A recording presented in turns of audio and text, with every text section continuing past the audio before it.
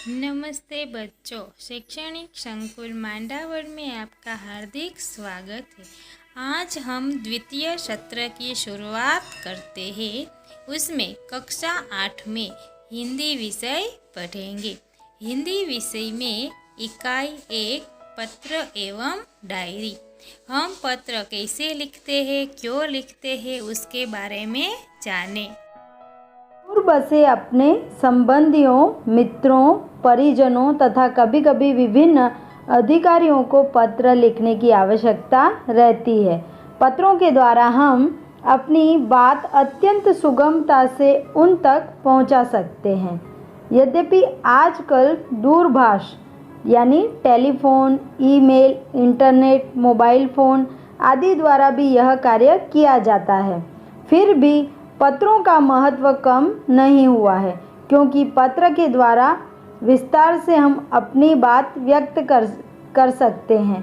पत्र के द्वारा विचारों को प्रेषित करना अन्य साधनों की अपेक्षा सस्ता है।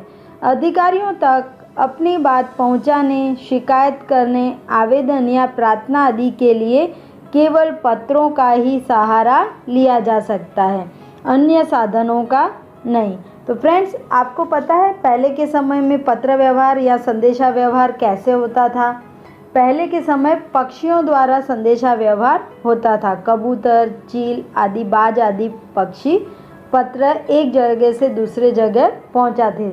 जल मार्ग से भी पत्र व्यवहार होता था। पानी की बोतल में पत्र डालकर एक किनारे से दूसरे किनारे तक पहुंचाया जाता था। और घोड़े जैसे जानवरों से भी पत्र पहुंचाए जाते थे। और तीर कमान से भी पत्र लिखकर संदेशा एक जगह से दूसरी जगह तक निशाना साधकर पहुंचाया जाता था। और राजा महाराजाओं के समय संदेशा व्यवहार के लिए खास संदेशावाहक दूत रखे जाते थे, जो एक जगह से दूसरे जगह संदेशा व्यवहार पहुंचाते थे। और पत्र पहले के समय में कागज़ नहीं हुआ करते थे। पत्र पत्तों पर या ताम्र पत्तों पर लिखा जाता था। यहाँ कपड़े आदि पर भी संदेश लिखा जाता था। फ्रेंड्स, आज आधुनिक टेक्नोलॉजी की वजह से संदेशा व्यवहार पत्रों पे पहले हुआ डाक के माध्यम से, और बाद में आज इंटरनेट, ईमेल के ज़रिए या जो भी अपडेट हमारे सोशल मीडिया है उनके द्वारा संदेशा व्यवहार होता है। शीघ्र, अति शीघ्र, एट अ मिनट एक जगह से दूसरी जगह संदेशा व्यवहार तुरंत हो जाता था। तो फ्रेंड्स, चले हम देखें पत्र एवं डायरी। सबसे पहले हम पत्र सीखेंगे कि पत्र कैसे लिखा जाता है, पत्र में क्या क्या सावधानियां बरतनी चाहिए, और कुछ पत्र के नमूने भी हम देखेंगे। बाद में हम डायरी लेखन पर जाएंगे। तो सबसे पहले फ्रेंड्स, पत्र में क्या क्या सावधानियां रखनी चाहिए देखते हैं। पत्र लेखन में ध्यान देने योग्य कुछ महत्वपूर्ण बातें आप ध्यान से देखिए। पत्र में बोलचाल की सरल भाषा का प्रयोग करना चाहिए। पत्र में आवश्यक बातों को ही लिखनी चाहिए। पत्र अधिक लंबा नहीं होना चाहिए। मित्र या सखी के लिए तुम सर्वनाम तथा बड़ों के लिए आप सर्वनाम का प्रयोग करना चाहिए। पत्र में सबसे ऊपर बाईं ओर अपना पूरा पता, तारीख लिखनी चाहिए। बाईं ओर पत्र जिसे लिखना हो उसको शिष्ट भाषा में संबोधन करना चाहिए। इसके बाद अभिवादन करना चाहिए। इसके बाद पत्र के क्लेवर में मुख्य विषय को अभिव्यक्त करना चाहिए। पत्र समाप्त होने पर नीचे बाईं ओर पत्र लिखने वाले का संबंध और नाम लिखना चाहिए। तो फ्रेंड्स, इन्हीं के आधार पर आपके स्क्रीन पर एक तालिका दिखाई जाएगी, क्योंकि पत्र अलग अलग प्रकार के होते हैं। पत्र के मुख्य 2 प्रकार हैं, औपचारिक और अनौपचारिक। अनौपचारिक यानी अनऑफिशियल, औपचारिक यानी ऑफिशियल लेटर। अब अनौपचारिक पत्र होते हैं जो व्यक्तिगत होते हैं। हम हमारे रिश्तेदार, सगे संबंधियों या मित्रों को लिखते हैं, जिसमें निमंत्रण पत्र, बधाई पत्र, आश्वासन पत्र वगैरह। अब औपचारिक पत्र वो कार्यालय पत्र होते हैं, जिसमें प्रार्थना पत्र या किसी अधिकारी को पत्र लिखना हो, प्रधान आचार्य को लिखना हो, या किसी मैनेजर या किसी कार्य के लिए लिखा जाता है। और कुछ पत्र उसके अंतर्गत होते हैं व्यावसायिक पत्र, जिसमें किसी बैंक मैनेजर या व्यापारी या दुकानदार को पत्र लिखे जाते हैं कुछ सामान वगैरह मंगवाने के लिए, या जो भी हमारी कुछ शिकायत करनी हो या कुछ भी, इसके लिए लिखे जाते हैं, उन्हें कहते हैं औपचारिक पत्र। तो फ्रेंड, अब हम चले, आपके सामने एक पत्र लेखन की तालिका दी गई है। इसको देखकर आपको ज़्यादा समझ में आएगा कि कैसे कैसे पत्रों में किस किस प्रकार संबोधन अभिवादन किया जाता है। तो सबसे पहले हम पत्र का प्रकार देखेंगे। संबंध अभिवादन संबंधी जो शब्द प्रयोग किए जाते हैं वो पत्र की समाप्ति पर लिखी जाने वाली शब्दावली। तो यहाँ पर आपको एक चार्ट दिखाई दे रहा होगा, जिसमें व्यक्तिगत पत्र, व्यावसायिक, कार्यालय और प्रार्थना पत्र हैं। तो सबसे पहले व्यक्तिगत पत्र, जैसे हम रिश्तेदारों को लिखते हैं, पुत्र पिता को, तो उसमें अभिवादन संबंधी शब्द होंगे पूज्य या पूजनीय पिताजी। और पत्र की समाप्ति पर लिखी जाने वाली शब्दावली होगी आपका आज्ञाकारी पुत्र। अब पिता पुत्र को लिखेगा तो प्रिय या आयुष्मान, जो भी बेटे का नाम होगा वो। और अंत में समाप्ति के समय तुम्हारा शुभ चिंतक या शुभेच्छु। पुत्र माता को तो पूज्य या पूजनीय माताजी। और अंत में आपका आज्ञाकारी पुत्र। माता पुत्र को लिखेगी तो प्रिय आयुष्मान, और नाम पुत्र का समाप्ति के समय तुम्हारी माता, तुम्हारी शुभ चिंतक। छोटा भाई बड़े को तो आदरणीय भाई। और अंत में आपका स्नेहाकांक्षी या स्नेह भाजन।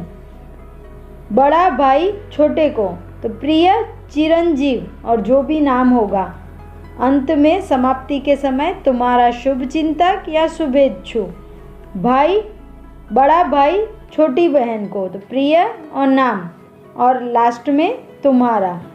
बहन को या मित्र को तो आयुष्यमती और नाम, शुभचिंतक शुभेच्छु। मित्र को तो प्रिय, जो भी मित्र का नाम होगा वो। अभिनंदन सहृदय तुम्हारा मित्र या तुम्हारी सखी या तुम्हारा शुभचिंतक। शिष्य गुरु को तो पूजनीय या श्रद्धेय गुरुजी। और समाप्ति आपका आज्ञाकारी शिष्य या आपका स्नेहभाजन। गुरु शिष्य को तो चिरंजीव, और जो भी शिष्य का नाम हो वो। और समाप्ति तुम्हारा शुभाकांक्षी या शुभचिंतक। अब ऐसे ही व्यावसायिक पत्र जो लिखे जाते हैं उसमें संबंध अभिवादन संबंधी शब्द और समाप्ति कैसे होगी। पुस्तक विक्रेता को तो महोदय, माननीय महोदय। फिर अंत में समाप्ति भवदीया। बैंक मैनेजर को तो महोदय भवदीया। व्यापारी या दुकानदार को तो श्रीमान प्रबंधक भवदीया। अब कार्यालय पत्र, किसी विभाग के अधिकारी को, समाचार पत्र के संपादक को, तो उसमें अभिवादन संबंधी शब्द होंगे मान्यवर, मान्यवर महोदय। और समाप्ति होगी भवदीय, निवेदक, प्रार्थी या विनीत। और समाचार पत्र के संपादक को लिखना हो तो श्रीमान संपादक महोदय। अंत होगा भवदीय, निवेदक। अब प्रार्थना पत्र, जब हम किसी से प्रार्थना विनंती करते हैं तब पत्र लिखते हैं। अगर हमें हमारे प्रधान अध्यापक या आचार्य श्री को लिखना हो तो श्रीमान प्रधानाचार्य महोदय। और उसका अंत करेंगे विनीत या प्रार्थी या कृपाकांक्षी या आपका आज्ञाकारी शिष्य या आपकी आज्ञाकारिणी शिष्या। किसी अधिकारी को लिखना हो तो मान्यवर महोदय, निवेदक, प्रार्थी, विनीत या निवेदिका, जो भी जैसे जिसको अवेलेबल लगे। तो फ्रेंड्स, पत्र के संबंध में हमने जानकारी प्राप्त की कि पत्र लिखते समय में क्या क्या ध्यान देना चाहिए। फिर व्यक्तिगत पत्र, व्यावसायिक पत्र, कार्यालय और प्रार्थना पत्र में हम संबंध, अभिवादन या समाप्ति कैसे करनी चाहिए ये भी सीख लिया। तो फ्रेंड्स, हम एक दो पत्र के नमूने भी देख लेते हैं ताकि हमें अच्छे से समझ में आ जाए। तो फ्रेंड्स, निमंत्रण पत्र हम देखेंगे।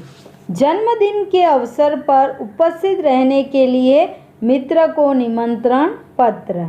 तो सबसे पहले बाईं ओर हम हमारा एड्रेस लिखेंगे, जैसे 19 बुद्धनगर सोसाइटी, लिंबायत, सूरत। फिर उसके बाद पिन कोड लिखेंगे 394210 और फिर दिनांक लिखेंगे, जिस भी दिनांक को हम पत्र लिख रहे हैं, जैसे 8 अगस्त 2020। प्रिय मित्र स्नेहल, फिर अभिवादन लिखेंगे सप्रेम स्मरण और उसके बाद पत्र का क्लेवर। तुम्हें यह जानकर खुशी होगी कि अगले रविवार को मेरा जन्मदिन है। इसमें ध्यान देना है कि जब जन्मदिन हो तो एक हफ्ता पहले पत्र लिखा होना चाहिए। ऐसा नहीं कि जिस तारीख को लिखा है उसके 2 दिन बाद ही हमारा जन्मदिन हो और उस तक वो पत्र पहुँचे ही नहीं। इस बार तो छुट्टी के दिन ही मेरा जन्मदिन है, इसलिए मैं अपने सभी मित्रों को बुलाना चाहता हूँ और उन सबको आज निमंत्रण भेज रहा हूँ। तुम जानते ही हो कि सालगिरह का दिन कितने आनंद का दिन होता है। उस दिन हमारे कई रिश्तेदार भी यहाँ आएंगे। विपिन, साजिद, प्रशांत, सानिया आदि सब अवश्य आएंगे। मैं चाहता हूँ कि तुम भी उस दिन यहाँ ज़रूर आओ। यदि तुम नहीं आओगे तो हम सबको बुरा लगेगा। हम तो उस दिन सारा समय आनंद से बिताना चाहते हैं। दिन भर भोजन, जलसा, खेल आदि और रात को सिनेमा देखने भी जाएंगे। मुझे आशा है कि इस अवसर पर तुम भी ज़रूर आओगे और मेरे उत्साह और आनंद को बढ़ाओगे। तुम्हारे माता पिता को सादर चरण स्पर्श, छोटे भाई कमल और बहन संगीता को प्यार। तुम्हारे आगमन की प्रतीक्षा करूँगा। तुम्हारा मित्र साहिल। तो फ्रेंड्स, हमने पत्र देखा, निमंत्रण पत्र। ऐसे आप अपने सगे संबंधियों को किसी अवसर पर बधाई पत्र भी लिख सकते हो। आश्वासन, कुछ दुखद प्रसंग या किसी चीज़ में असफल मित्र रहा हो तो आश्वासन पत्र भी लिख सकते हो, या माता पिता से किसी चीज़ की अनुमति लेना हो तो अनुमति पत्र भी लिख सकते हो। और कार्यालयी पत्रों में, यानी आपको छुट्टी चाहिए तो उस छुट्टी के अवकाश के लिए अपने अध्यापक को पत्र भी लिख सकते हो। तो फ्रेंड्स, आपको इस पत्र द्वारा समझ में आ गया होगा। तो इससे रिलेटेड एक्सरसाइज 1 आपको देती हूँ। बाकी का होमवर्क आपको व्हाट्सएप ग्रुप में दिया जाएगा। तो एक्सरसाइज में आपको जो यहाँ से बताया जाए वो करना है।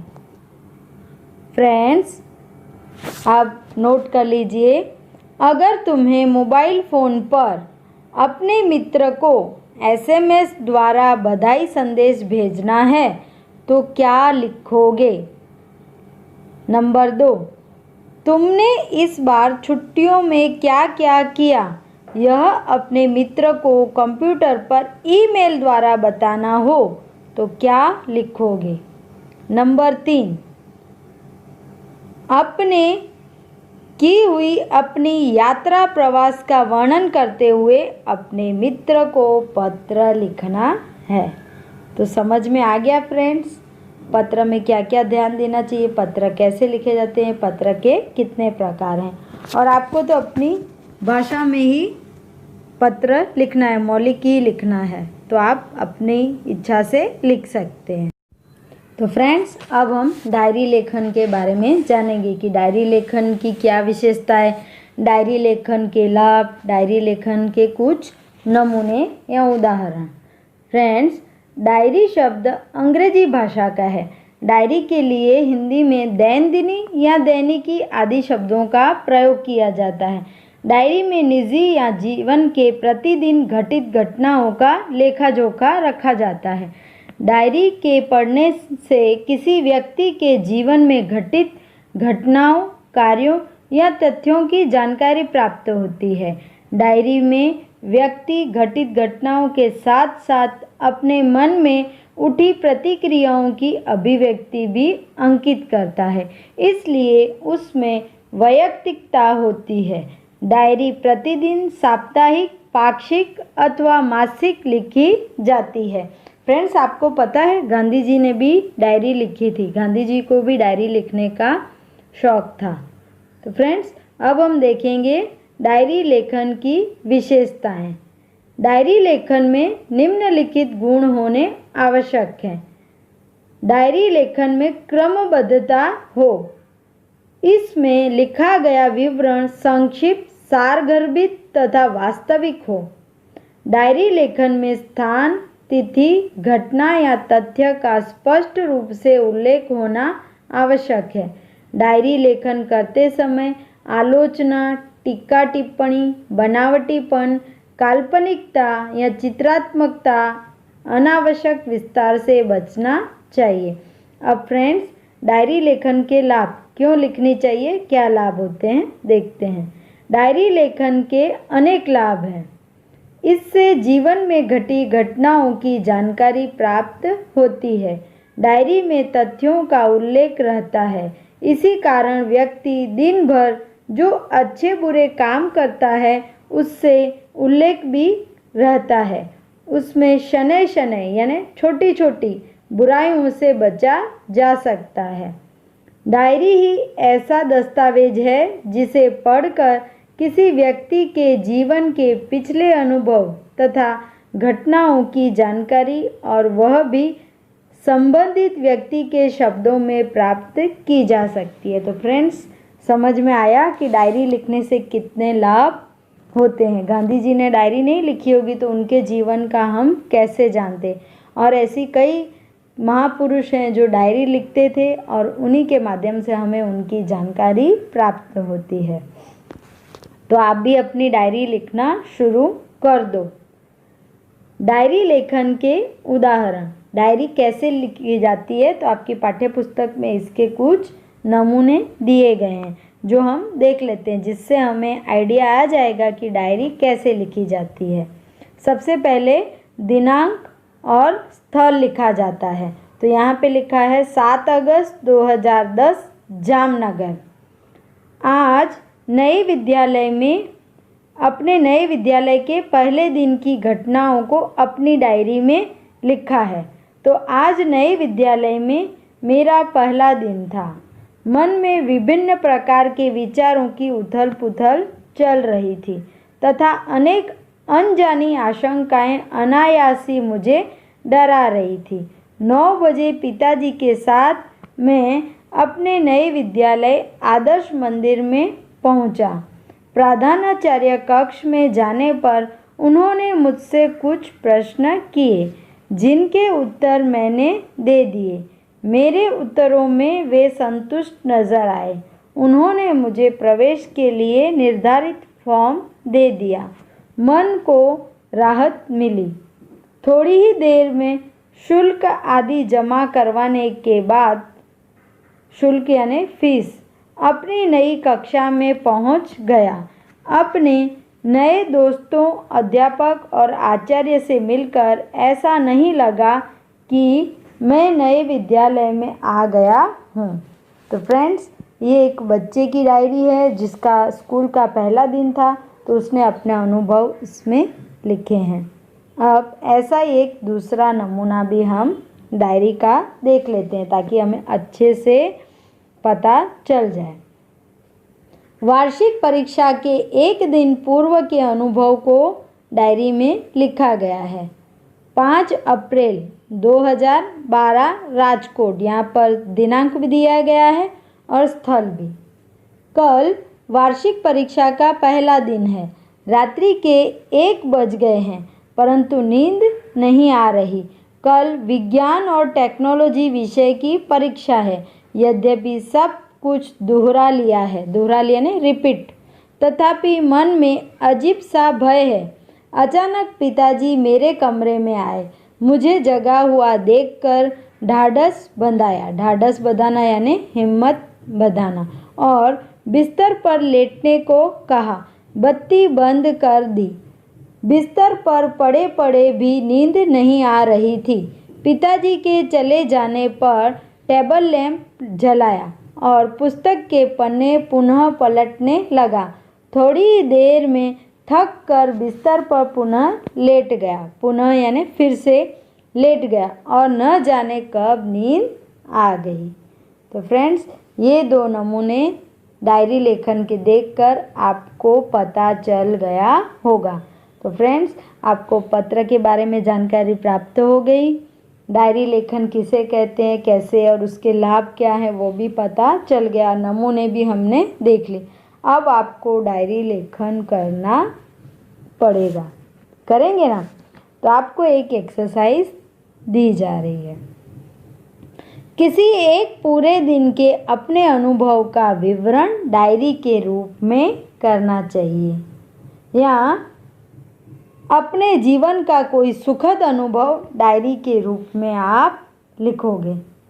तो फ्रेंड्स, आशा करती हूँ कि ये दो टॉपिक आपको समझ में आ गए होंगे।